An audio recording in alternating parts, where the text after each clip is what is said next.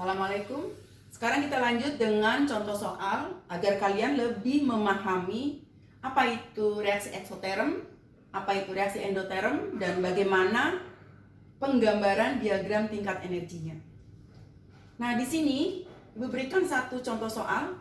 Diketahui pada reaksi pembentukan 1 mol uap air dari unsur pembentuknya pada suhu dan tekanan tertentu dilepaskan energi 241,8 kJ.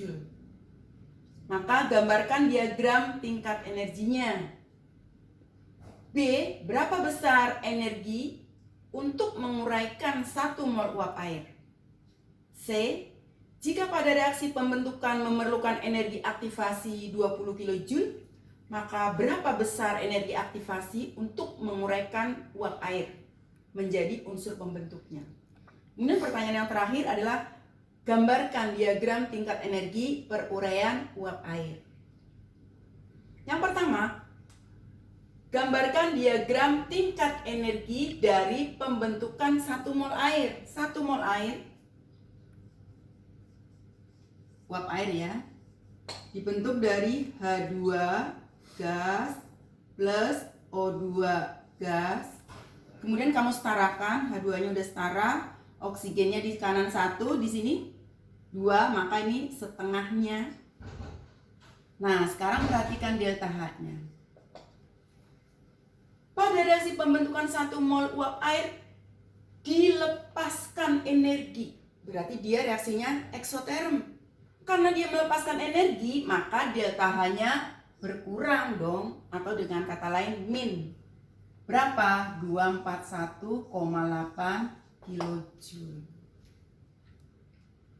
Berarti menggambarkan tingkat energinya, nah karena perubahan entalpinya min berkurang, berarti H2 lebih rendah dari H1. Jadi Ibu gambarkan. Ke kanan adalah ini reaksinya. Kemudian ke atas adalah menggambarkan energinya. Karena reaksinya eksoterm, maka H1 lebih tinggi daripada H2. Jadi dipakai merah.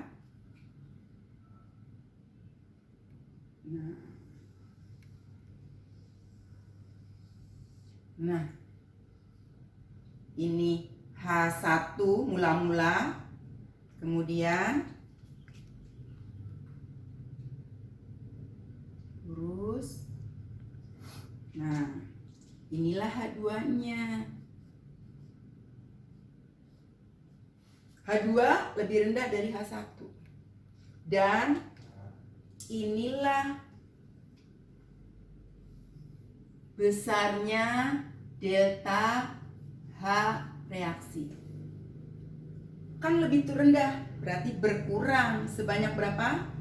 Min 241,8 kJ. Kemudian siapa yang bereaksi? Yang bereaksi adalah H2 gas dan setengah O2 gas. Yang terbentuk adalah H2O gas. Inilah cara membuat diagram tingkat energi. Karena reaksinya melepas kalor, berarti reaksinya eksoterm, maka H2 lebih rendah, lebih kecil daripada H1, atau delta H-nya berharga negatif. Dan inilah yang kita kenal sebagai energi aktivasi, yaitu energi minimal yang diperlukan untuk berlangsungnya suatu reaksi. Inilah energi aktivasi. Lanjut, berarti ini kita sudah terjawab pertanyaan A. Sekarang pertanyaan B. Berapa besar energi penguraian 1 mol uap air? Menguraikan, ini yang B ya. 1 mol uap air berarti uap air H2O gas diuraikan menjadi unsur pembentuknya H2 gas dan setengah O2 gas. Sekarang, kalau kita lihat reaksi penguraian itu kan lawan dari reaksi pembentukan kan. reaksinya dibalik. Maka atau kalau kita lihat sini, ini adalah reaksi pembentukan, maka sebaliknya adalah reaksi penguraian dengan delta H yang sama, tapi kalau pada pembentukan dilepaskan energi, maka pada penguraian dia akan menyerap energi. Berarti delta H-nya menjadi plus, sejumlah sama karena reaksinya sama, 241,8 kJ. Sekarang, jika pada reaksi pembentukan memerlukan energi aktivasi 20 kJ, maka berapa besar energi aktivasi penguraian uap air? Nah, kita jawab dulu pertanyaan yang D supaya lebih jelas pemahamannya. Sekarang gambarkan diagram tingkat energi peruraian uap air. Jadi kita gambarkan tingkat energinya. Ini jawaban yang B, ini jawaban yang D ya. Ini adalah energi. Ini adalah reaksi kimianya. Siapa yang bereaksi? Adalah ini, H2O terurai menjadi H2 dan setengah O2. Kemudian reaksinya menjadi endoterm, delta H-nya plus, maka H2 lebih tinggi daripada H1. Jadi reaksinya menjadi begini. Nah, perhatikan, ini adalah H2O gas, ini adalah H2 gas plus setengah O2 gas.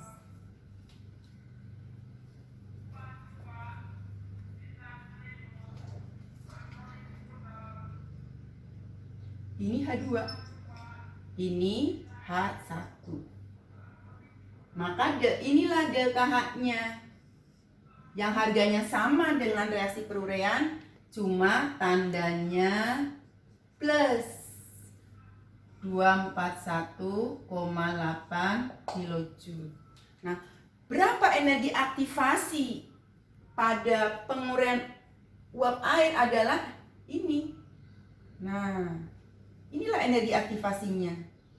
Ini adalah energi aktivasi untuk menguraikan uap air. Berarti energi aktivasinya adalah jawaban dari pertanyaan C, itu tulis di sini aja ya.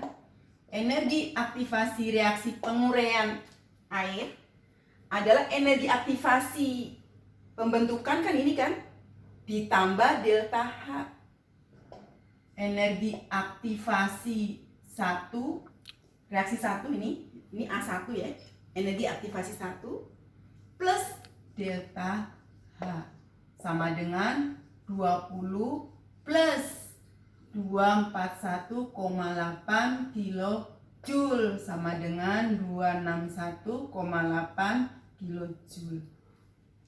Kalau kamu lihat, maka kalau di sini juga akan kelihatan bagaimana kalau reaksinya dibalik.